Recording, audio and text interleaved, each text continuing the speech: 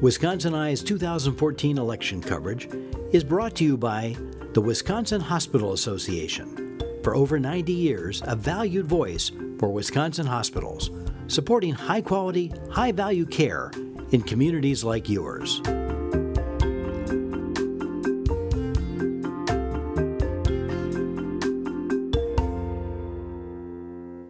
Wisconsin Eye is in Wausau at North Central Tech College. We're interviewing candidates in the 2014 election. We're interviewing Mr. Scott Noble of Westboro. He's a Republican running in the 87th Assembly District. Scott, welcome back to Wisconsin Eye. Thank you for having me, Steve. Programming note, Wisconsin Eye appreciates the support of the Wisconsin Hospital Association, which represents more than 139 hospitals and health systems, for making these candidate interviews possible.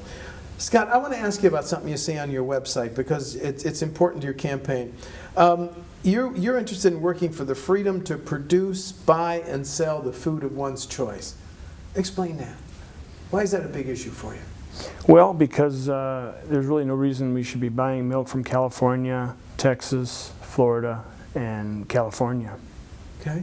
New York. I don't know if it's in California. California is the dairy state. Yeah, yeah. So they produce more milk than Wisconsin. Yeah. We're number one in cheese. So yeah, I'm a history buff and teacher.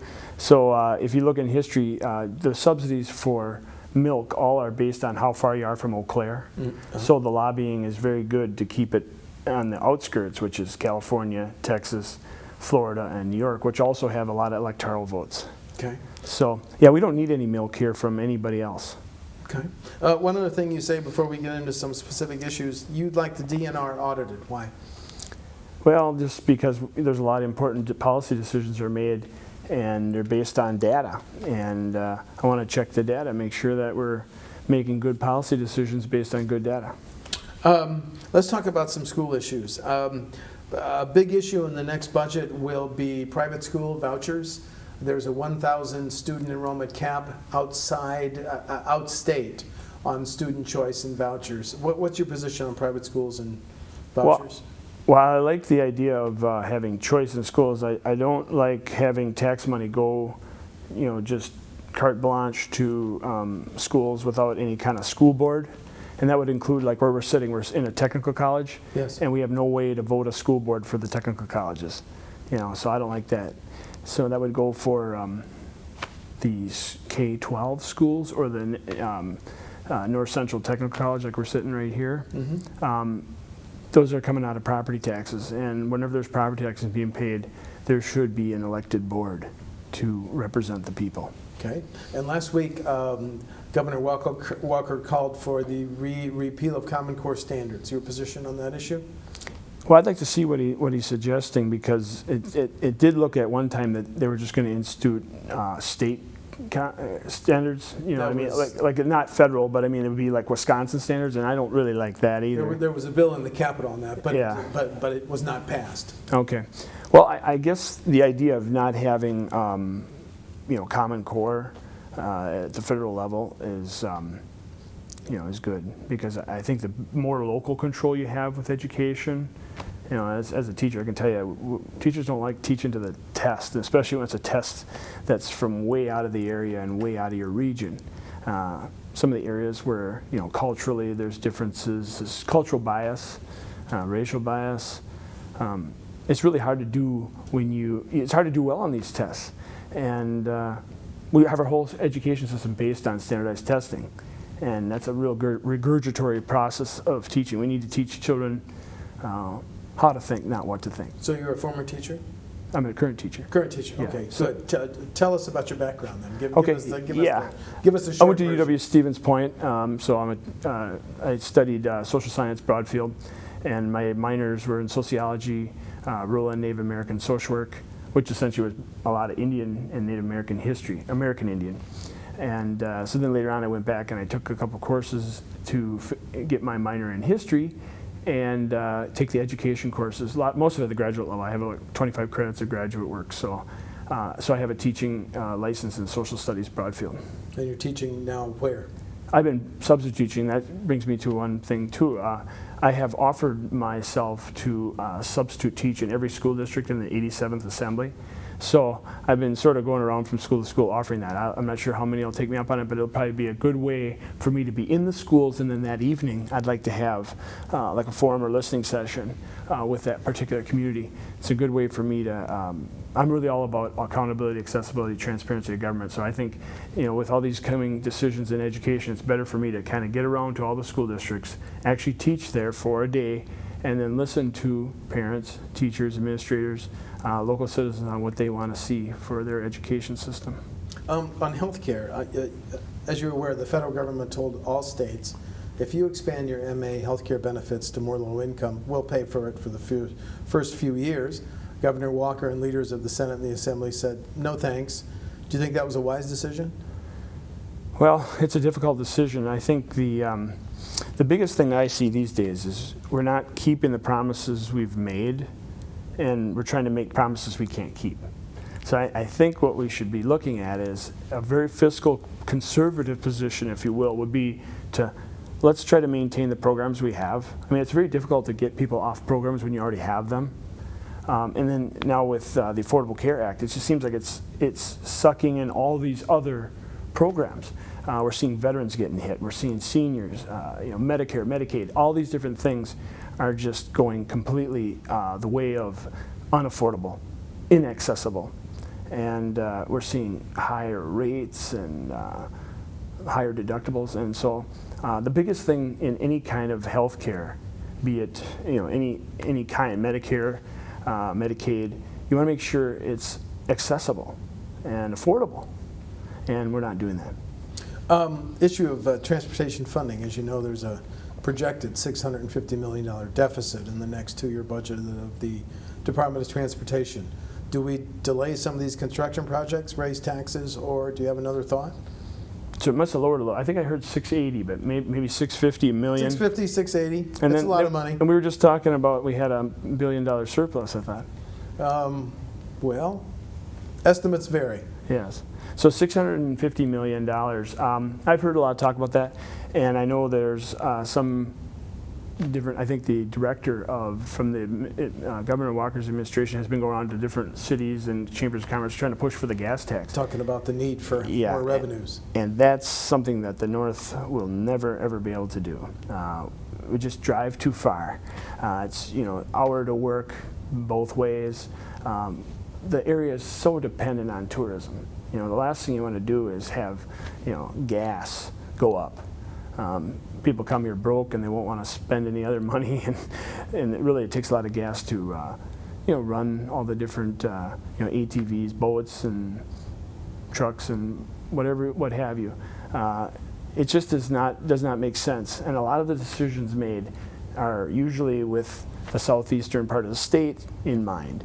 And I would like to represent, north of Highway 10. Mm-hmm. And north of Highway 10, we do a lot of driving, and we can't afford any more for a gas tax. As far as making the shortfall, the transportation fund has historically always been the only probably area of the state budget where you could actually self-fund it if you don't rob it. There's a lot of robbing Peter to pay Paul. That's gone on prior administrations for years. And so I think probably what we're looking at now is we have to make that department more secure. It's not to be dipped into from other, departments. They should be using it for streets, for roads, for bridges, transportation. So I guess that's probably the biggest problem for that $650 million shortfall, is it's just been robbed that much. Okay. Is mining is frac sand mining or the iron ore mine, is that an issue as you talk to voters? Well, there are some that are talking about them. There's different mines. You got iron ore, you've got copper, you've got frac sand. Ladysmith has a copper, and it has a really good system, very similar to one that I had dealt with when I was a city councilman in Marshfield, where they use wastewater. So I think that's one of the areas where we want to be very good stewards of our air, our land, and our water, our wildlife, and keep in mind, water and pollution is, very central to making decisions that affect future generations. So I think probably one of the maybe tempting things to do up north is to use water because it's there. There's lakes, there's rivers. It's plentiful, but we don't want to waste it. And I think if we use some of those models that some other areas are forced to do, like restoring and actually, having, like in Marshall, there's a frac sand company, they pay for the effluent and then they have to clean it to use it. And frac sand has some sustainable aspects to it.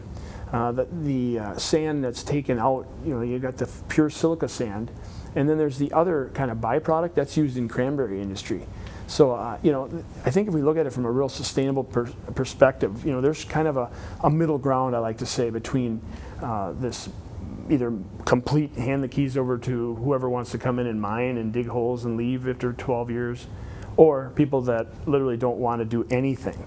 So I think it makes sense to kind of mix the two and make good decisions that I like to think of how the Native Americans do it. They think 7 generations in the future. So I think we need to make environmental decisions that affect 7 generations down. Okay. I'm asking all candidates this. Your reaction to Judge Krebs' ruling on same-sex marriage, which is now being appealed by the Attorney General? Yeah, I've heard people talking about it. I guess this is one of those examples where government is really getting involved in a lot of things that are part of our social systems. I guess it's the more we give to government, the more they're going to have problems with it. And now you see this battle going on, state, federal, state, federal. I guess it's probably a little disconcerting that the voters, the citizens of Wisconsin, don't support that. So I guess as a general perspective of mine, I'd like to make sure that the voters are represented on that. Okay. 2 candidates for Attorney General think first offense drunken driving should be a crime. Do you have a position? That gets to the whole drunk driving aspect. I mean, the limits keep going down lower and lower and lower, and now I hear they're even trying to get it lower. I think it's 0.08 now, and it could even get as low as like 0.4 or some. You could probably smell some cough syrup and below a 0.2. I think that may be excessive to, if somebody gets it just over 0.08, that might be 1 drink in an hour that I think could blow more than that. So it seems maybe excessive. Okay. There are calls in Washington and Madison to raise the minimum wage. Do you have a position? Yeah, we're not getting paid enough, that's for sure. You look back in inflation since the institution of the Federal Reserve in 1913, 100 cents then is worth 3 now. So, they're talking like $10 or something. I mean, that isn't going to make much difference with our problem, but, I wouldn't stand in the way of it because I think this system is so inflationary, it's not keeping up at a pace that makes any kind of reality sense as far as raising and, providing for a family. Okay. Finally, I want to give you a chance to, if you want to, highlight any differences between you and your opponent in the August 12th primary. Yeah, the other candidates are all going to just pretty much stay on the establishment line, which is, they're going to support, the governor on everything, which, while we're all Republicans, we still got to remember what decisions are best for north of Highway 10. So I would argue that, we'd like to move away from some of the southeastern Milwaukee politics. That area of the state seems to be the best served, and I'm hearing that from a lot of people. They just like to see when they're paying taxes that their interests are being represented in the north. So I would say, that's probably one area.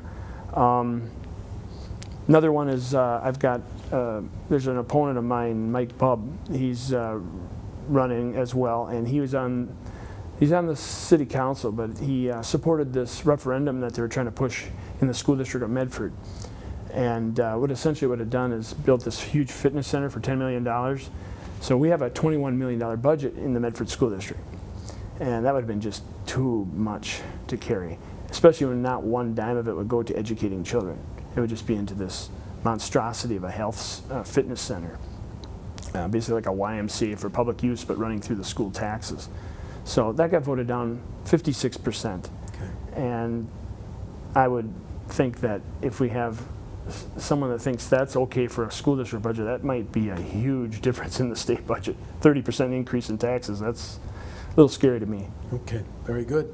Scott Noble of Westboro is a Republican running in the 87th Assembly District. The primary is August 12th. Scott, thanks for talking to Wisconsin Eye. Thank you.